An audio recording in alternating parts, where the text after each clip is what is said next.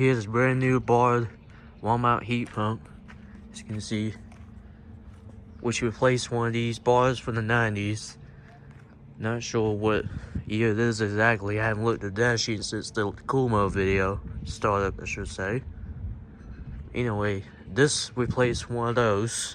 There's another one right here. Then this was put in not that long ago. Pretty sure it was like 2 or so weeks ago. As you can see. Oh, it's from 2022. I thought this was gonna be like brand new. 4 times just like the old unit. As you can see, this shiny Emerson screw in there.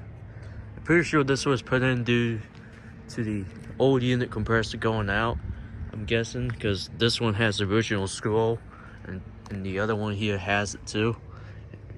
And they probably just choose to replace the whole unit instead of the compressor.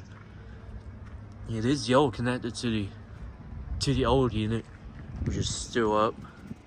Pretty sure it might be taken down soon. Anyway, that's that.